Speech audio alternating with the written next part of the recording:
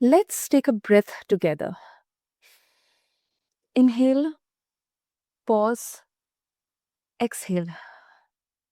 If your mind tried to multitask that instruction, same. Today, we are exploring the mind's favorite magic trick, the ego, how it keeps us looping stress, and how to step off the carousel into real calm. I am Sana, as always, and this is the Mindful Living Listeners. My guest, Danielle Matthews, turned a traumatic brain injury into profound inner awakening. By moving beyond the mind, she found peace before the body caught up, and then discovered redox signaling that restored her physical health. So, listeners, she now bridges Yoga Nidra, yoga therapy, and neuroscience to help people reset their nervous systems and release stored trauma. So, if you are carrying tension you can't name or patterns you can't shake, this conversation is your gentle nudge. Less loud hacks, more honest, grounded clarity. So let's all unravel the ego's best illusions together. So, Daniel, welcome to the show, and it is really an honor to have you here with us. Well, that was such a beautiful introduction. And yes, let's unravel these tricks that the ego plays on us. I can't wait. Later. Okay, so Daniel, let's begin first with the helpful protector trick. Now, our ego, it often shows up as a protector. We often say that we are becoming insecure, and we are trying to protect. Our brain is trying to protect, or our ego is trying to protect us. Hyper planning, over prepping.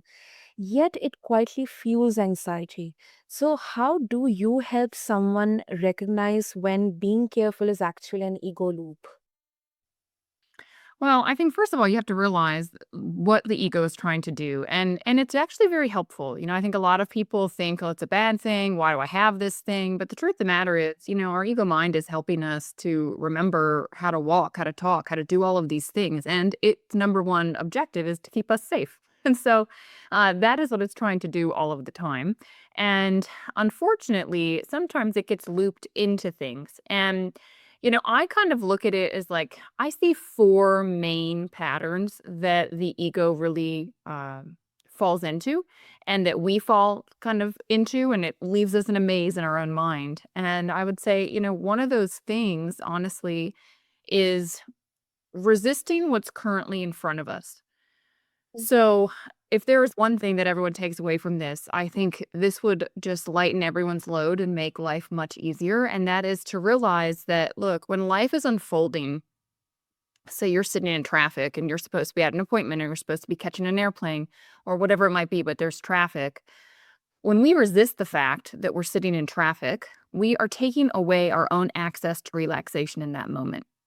And, Mm. true or not true, let's say that, right? It's like in the moment, like there is traffic. There's nothing we can do about the traffic. The traffic has already arisen. And so we unfortunately get into this conversation in our own mind where we say, well, this shouldn't be. It could be different. I wish it wasn't this way. How come it's happening today of all days? I need to get on this, most important flight to get to where I need to go.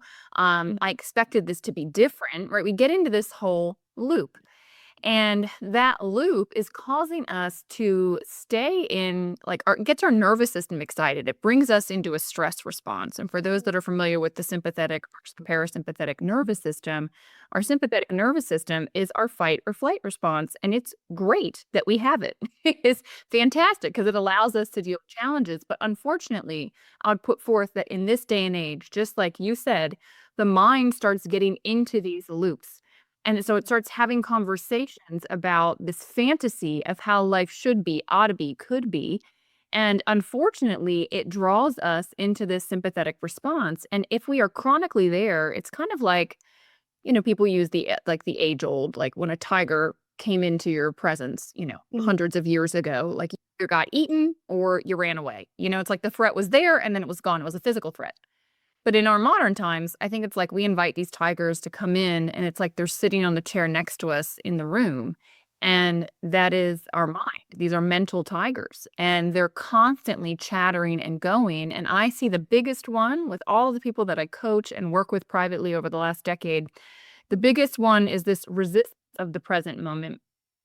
And if Mm. people can just realize, look, if you are resisting what is currently in front of you are taking away your own access to peace. And I think it's easy to see that in the case of like traffic, right? Okay, I can relax with the traffic. I can now, make a phone call, try and change my flight. I can listen to music. I can find relaxation. I think where most people fall down with this on it is that Mhm.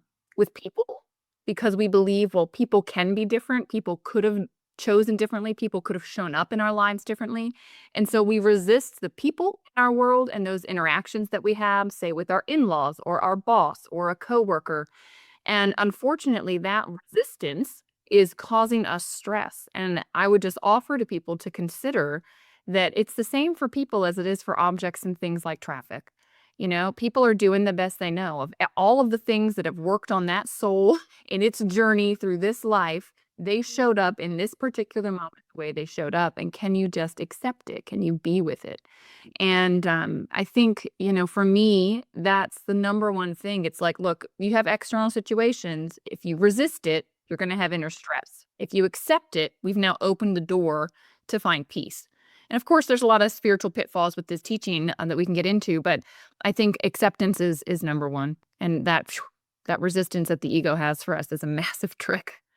It is. It is, Daniel. I think this really, really makes sense. And one question comes to my mind, especially when you mention, first of all, I really loved that mental tigers thing. Um, Mm. and secondly, people say that now I've heard a lot of people saying, live in the moment, live in the present. But then I'm really worried, because I would like to plan my future. I want to make myself get ready, be prepared for the, dangers coming in the future. And I would also like to revisit my past. So, we are kind of either stuck in the past or we are kind of too much anxious for the future. So, what's your thought on this? Like this kind of Yeah. skepticism around presence. So I think what I would offer is that this is where people I think fall down in some of these teachings is look, being present in the present moment, accepting what is, being just fully there. It doesn't mean don't think about your future. It doesn't mean don't have an opinion about how things could be, ought to be, should be, and that you can't exert some level of your own abilities to create in this world. Like absolutely we can. I would say honestly, the kind of one of the second it's interesting, it's a perfect segue because one of the second things I wanna talk about was control, where you were saying, right, we wanna have control over our future. We wanna be able to create the life that we want by design, and we need to do that. We can't just lay around and just, do nothing. Like, we came here, we have abilities, we are meant to produce in the external world. We are meant to bring our unique insights, our unique gifts out into the world. The thing is, what we Mhm. have to realize is that we have a right to action, but not the results of our action.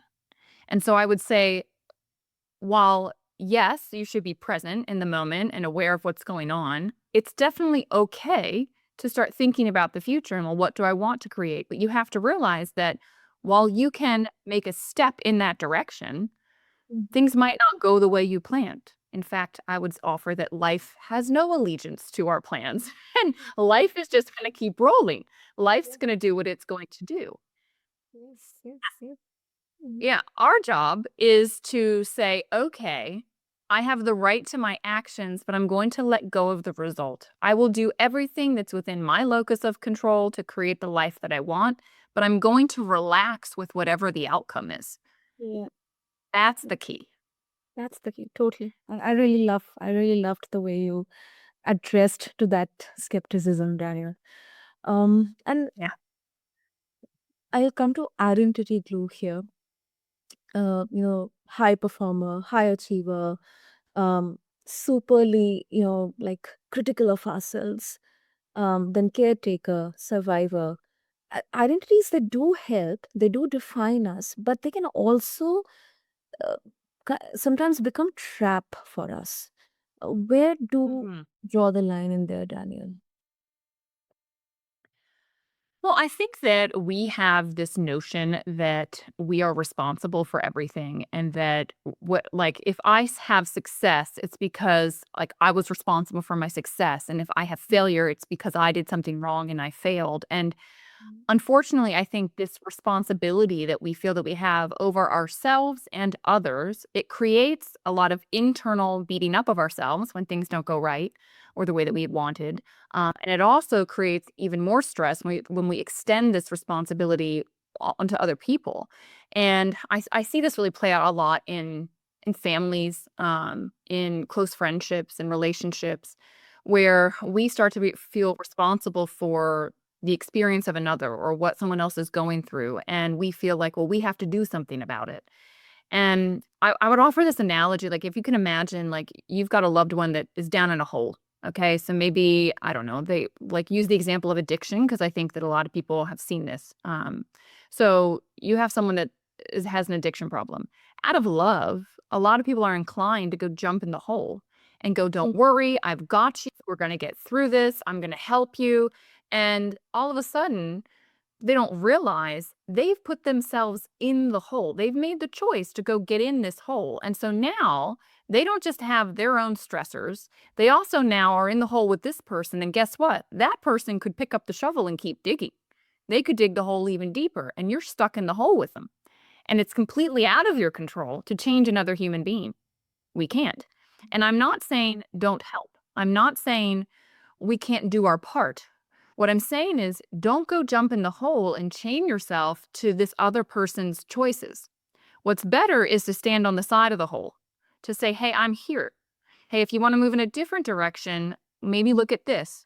And you can offer from a place where you're strong and you're grounded without, giving yourself entirely to it. And so it's really understanding. I think again, it even comes to this, look, we have a right to action and not to result of action, right? So within ourselves, our own responsibility, understanding, look, I could do everything right that my business coach tells me to do and still not have results. It doesn't mean that something is wrong.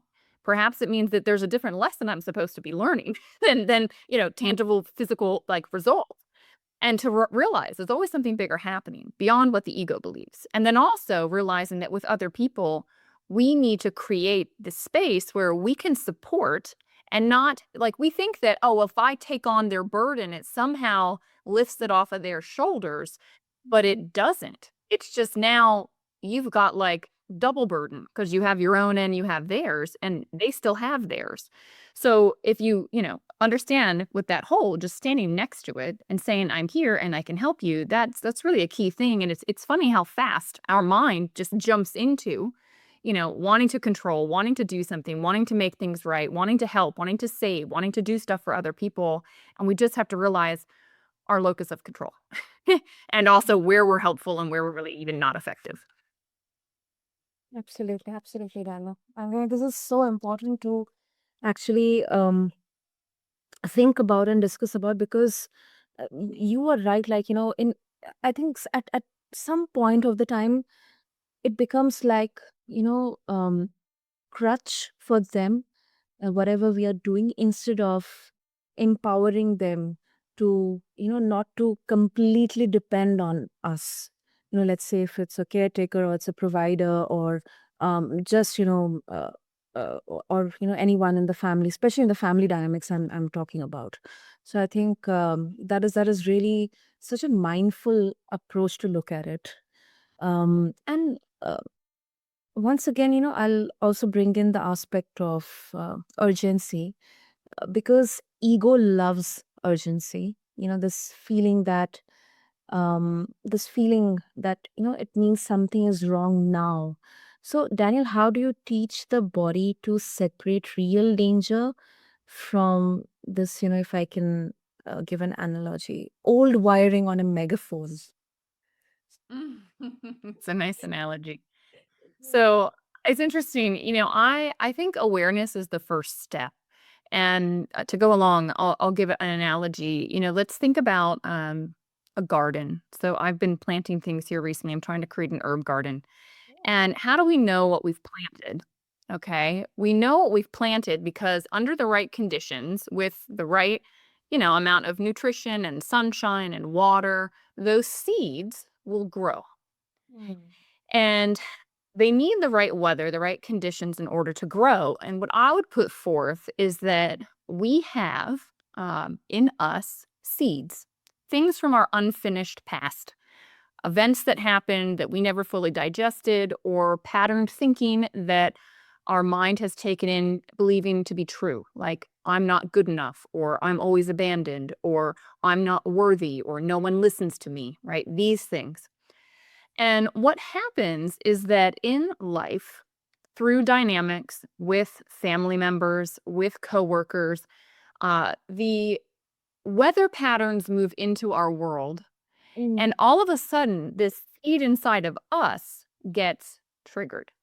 It grows. And it's if you don't have this awareness, that's why I said the first step is awareness. Because if you don't have the awareness, it feels like this person did this to me. Mm. This person is gloating and they're talking all about themselves and all they care about is them. And, well, I'm not good enough. It feels like because they did that, they caused this feeling. Yeah. When the reality is, that was a seed that was inside of you, and because the correct weathered conditions came in, it grew. Yeah. And so a lot of us, I would say most interactions we are having with people, when the ego gets triggered, it's because these unresolved emotional events from the past are getting activated in that moment. It's like we've stepped on an emotional landmine and we blame the other person because we're unconscious of this. We think, well, they caused me to feel this way. I was fine until they walked in and did this, and now I'm not fine. But the reality is that happened inside of you. It is yours. And the truth of the matter is, you should actually be grateful that you got triggered because the trigger is the teacher. If you hadn't been triggered, you wouldn't have known that unresolved thing was living in you. And it is a denser energy. It is causing and it is taking some of your life force to hold on to that. And so you want to get rid of these things. You want to be freed of these things. You want to be liberated from the stuff that is causing you, issues in the present moment. And so really you should express gratitude to the person for it. And when you have this awareness, now when you get triggered, you're going to go, what was that? Right? Mm. This isn't actually about the present moment. It's not because so and so didn't do the laundry. Like, it's not about the laundry. It's about I'm never listened to. I feel that I'm never listened to. Well, what is that? And then you can go internal and you can work on that. So really, every moment, moment to moment in life, we are being offered different weather patterns, different situations that are triggering different things inside of us. And when we have this awareness of these seeds, now we can go, oh, thank you. And it becomes a spiritual practice. This to me is mindful living. This is like meditation in motion. This is you using your day to day, every single moment for your own spiritual growth, for your conscious level of awareness to increase because you're starting to see the layers that you're holding on to. These aspects of yourself that are not real, that are based on maybe something from childhood, right? And so this is how we get rid of these looped things that the ego mind can so easily get into. Why am I never listened to? I'm not worthy, all that stuff.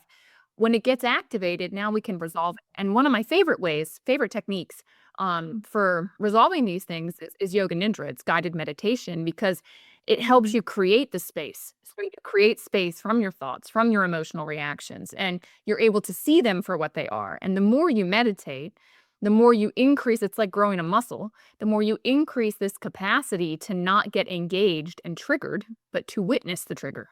You're able to be that witness beyond it, beyond your thoughts, more and more. Wow. Wow. I think, Dana, it's very safe to say that you really beautifully brought out the essence of um, the mindful living here, because it's kind of, unfortunately, people always associate just the meditation or the sitting in silence or the presence part. But what exactly goes behind that, um, the step by step, the phase by phase, how it kind of uncovers. I think you really, really beautifully articulated that, with a beautiful example in there. And of course, with the time constraint, but if our listeners, they would like to embark upon this journey, and get in touch with you for your resources, what would be the easiest way? Well, I'm just launching a new YouTube channel. It's called Heal with Danielle. And it's going to have shows where I talk about nurturing your soul, concepts like this, and then the practices. So, yoga nidra, yoga therapy, things for you to actually practically do. And if you understand the why behind why you're doing them, right? Why do we do meditation? So Mhm. that in the day to day, we have the awareness so that we don't get triggered. It's like, I think that if people don't understand the tools that they have and what they Mhm. were designed to be used for, you're not going to get the most out of the tool. And so that is my intent. After the last decade of all my own study and work with people, I just realized, look, I think that connection point is missed in a lot of places. And so that's why I started this channel, and it literally is brand new. So it's just kicking off, and I would invite people to come over there to connect in with the community there, and all my other links to different social medias are on there. Brilliant, brilliant. So, listeners, what I'll do for all of you is I'll have all these details on the show notes. So, just refer to them along with this episode on your favorite podcast platform. And to conclude, I think Danielle reminded us that ego isn't a villain. It is an overworked bodyguard that forgot that we are safe. And when we meet it with breath, sensation, and most importantly, honest intention, the loop loosens. So, calm isn't a finish line, it is a platform. So, Daniel, thank you so much. This was really, really powerful, very, very insightful and grounded conversation. Thank you. Yeah, it was great to have it. Thank you for having me on. Thank you. Thank you. And until then, listeners, this is the mindful living. Keep your breath low, your jaw soft, and your heart slightly open to the next good thing out there. Thank you.